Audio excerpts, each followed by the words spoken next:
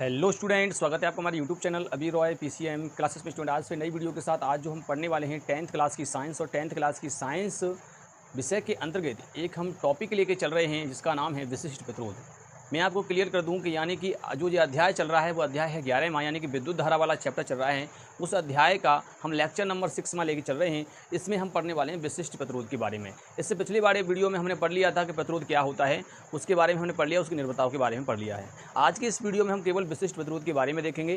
ठीक है स्टूडेंट, तो वीडियो को एंड तक जरूर देखें, तभी आपको टॉपिक जो है वो क्लियर तरीका से समझ में आएगा। और यदि आपने हमारे पिछले वीडियो नहीं देखे तो जाकर के उन वीडियो को देख लीजिए ताकि आपको वो भी टॉपिक क्लियर हो जाए। क्लियर। और मैंने केमिस्ट्री का फर्स्ट चैप्टर करवा दिया है, जाकर देख सकते हैं वहाँ पर। ठीक है, प्लेलिस्ट में आपका इसका जो लिंक मिल जाएगा, यानी कि प्लेलिस्ट का लिंक आपको इसी वीडियो के डिस्क्रिप्शन में मिल जाएगा। क्लियर, वहाँ से आप सारी वीडियो देख सकते हैं। तो चलिए स्टूडेंट वीडियो को स्टार्ट करते हैं। और स्टूडेंट यदि आप हमारे चैनल पर नए हो तो चैनल को सब्सक्राइब कर लीजिए, बेल आइकन को प्रेस कर ऑल पर क्लिक कर दीजिए ताकि आने वाली वीडियो की नोटिफिकेशन आपको मिलती रहे। और चलिए स्टूडेंट वीडियो को स्टार्ट करते हैं। चलिए स्टूडेंट बात करते हैं विशिष्ट प्रतिरोध की। देखिए, विशिष्ट प्रतिरोध एक प्रतिरोध ही होता है, ठीक है, परंतु एक ये निश्चित विमाओं के लिए ही होता है। अलग अलग पदार्थ का अलग अलग होता है, परंतु एक ये फिक्स वैल्यू होती है। परंतु एक बार बता दूं मैं आपको, विशिष्ट प्रतिरोध होता है वो चालक की विमा और क्षेत्रफल पर निर्भर नहीं करता। ये केवल पदार्थ का ही होता है, पदार्थ के अंदर का होता है। वो एक स्पेशल तरीका से इसका होता ही है। ठीक है, स्पेशल तरीका से क्या होता है जैसे एक पुरुष जो होता है, पुरुष को केवल स्पर्म बनाएगा तो उसका एक गुण ही है वो स्पर्म बनाएगा और कुछ नहीं बनाएगा। कि अंडा बना देगा, नहीं बनाएगा, तो स्पर्म ही बनाएगा। बायोलॉजी में पढ़ाते हैं। ठीक है, ऐसे ही आपका ये विशिष्ट प्रतिरोध क्या है, कोई पदार्थ जो है उसको अंदर गुण है प्रतिरोध का, पर वो जितना है उसका प्रतिरोध का गुण वो वही चीज़ बनाएगा। ऐसा नहीं है कि ज़्यादा मतलब प्रतिरोध बनाएगा, जितना है उसका उतना बनाएगा। एकांक लंबाई और एकांक क्षेत्रफल में जो प्रतिरोध होगा वही उसका विशिष्ट प्रतिरोध होगा। क्लियर। चलिए मैं आपको इसको क्लियर करता हूँ। विशिष्ट प्रतिरोध आपको समझ में आ जाएगा। विशिष्ट प्रतिरोध का मतलब, देखिए, प्रतिरोध का मतलब बाधा होती है, तो ये भी एक बाधा है। ये केवल पदार्थ के अंदर की बात करते हैं। क्लियर जान समझिए। जैसे आपका यहाँ पर ये कोई चालक है। मैं पहले यहाँ पर इसका फॉर्मूला की बात करता हूँ। मैंने आपको एक संबंध बताया था इससे पिछली वाली वीडियो में। क्या बताया था भाई? बताया था कि R बराबर होता है रो L/E। ये फॉर्मूला मैंने आपको बताया था। इसमें ये जो होता है ये क्या होता है बताइए? ये लंबाई होती है भाई, चालक की लंबाई, और ये क्षेत्रफल होता है, क्षेत्रफल। और ये क्या होता है भाई? ये विशिष्ट प्रतिरोध होता है, विशिष्ट प्रतिरोध। ठीक है, और ये होता है आपका प्रतिरोध। प्रतिरोध दो नाम हैं, अलग अलग हैं। ठीक है ना। प्रतिरोध एक पदार्थ, ओवरऑल पदार्थ जो होता है पूरे पदार्थ के लिए होता है, परंतु विशिष्ट प्रतिरोध केवल उस पदार्थ के अंदर का होता है। विमा पर निर्भर नहीं करता, कितना भी लंबा पदार्थ क्यों ना हो, परंतु उसके एकांक भाग में जो भी प्रतिरोध होगा वही विशिष्ट प्रतिरोध होगा। क्लियर। समझिए, जैसे आपका ये चालक है,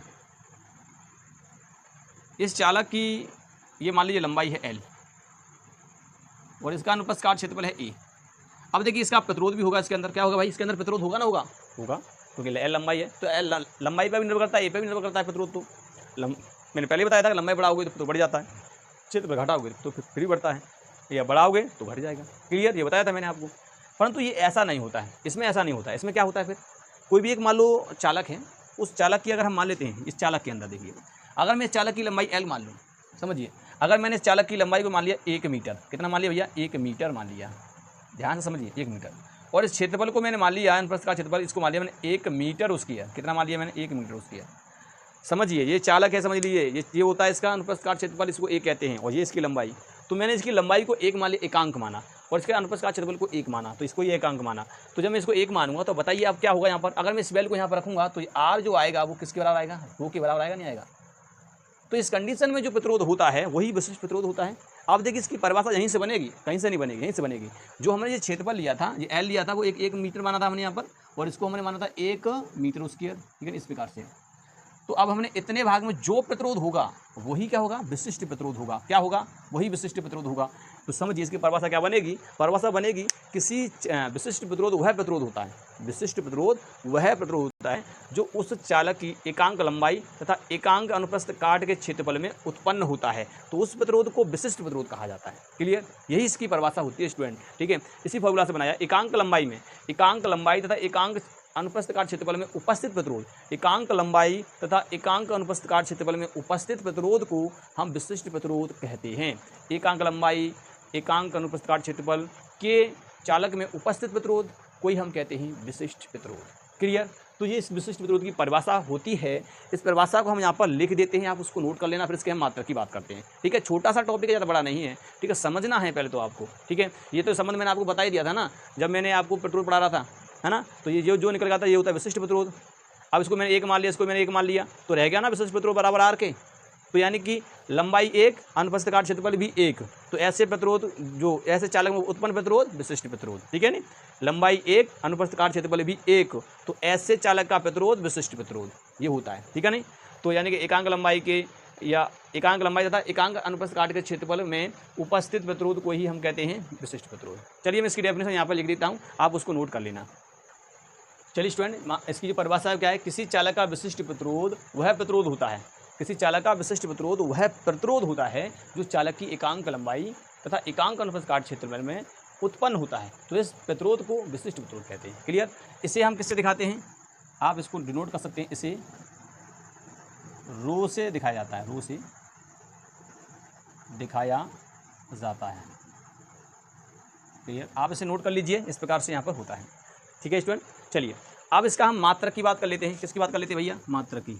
तो मात्रक क्या हो जाएगा इसका, देखिए मात्रक। और मात्रा आप निकालोगे तो यहाँ से निकालिए, पहले इस फॉर्मूला को बदलिए, आप रो निकालोगे, रो यहाँ पर क्या निकालोगे, रो। तो आप रो कैसे निकालोगे, देखिए रो अगर यहाँ पर निकालोगे, मैं इसको निकालता हूँ, तो रो को अगर यहाँ पर निकालोगे रो, तो देखिए ए इसके साथ आएगा गुणा में, आएगा नहीं आएगा, आर ए हो जाएगा और एल इसकी भट्टी में आ जाएगा, इस प्रकार से हो जाएगा ना। तो ये रो का फॉर्मूला बन गया, इस प्रकार से विशिष्ट प्रतिरोध का फॉर्मूला बन जाएगा, इस प्रकार से आपका यहाँ पर ये बनेगा, इससे यहीं से निकला है। ठीक है, अब देखिए इसी से हम मात्रा निकालेंगे। तो रो बराबर क्या है आपका, रो बराबर है आपका आर ए अपॉन एल। अब देखिए आर एक प्रतिरोध है, प्रतिरोध का मात्रा होता है ओम, तो इसका मात्रा हो गया ओम, और क्षेत्रफल का मात्रा क्या होता है, लंबाई गुणा चौड़ाई, मीटर स्क्वायर, मीटर स्क्वायर बटे लंबाई का मात्रक मीटर होता है। अब 1 मीटर से तो 1 मीटर इसमें से गायब हो गया, तो क्या बचा यहाँ पर खाली ओम मीटर, ओम मीटर। तो ये इसका मात्रक हो जाएगा। क्लियर स्टूडेंट, तो ये हो गया इसका मात्रक। तो स्टूडेंट उम्मीद करते हैं विशिष्ट प्रतिरोध आपको समझ में आ गया होगा। विशिष्ट प्रतिरोध की परिभाषा, मात्रक आपको क्लियर तरीका से समझ में आ गया। अब ये राशि कैसी है भाई, एक अदिश राशि है। किस राशि है ये, अदिश राशि होती है। प्रतिरोध भी एक अदिश राशि है, क्योंकि ये परिमाण है केवल। ठीक है, इसमें कोई डायरेक्शन नहीं होती।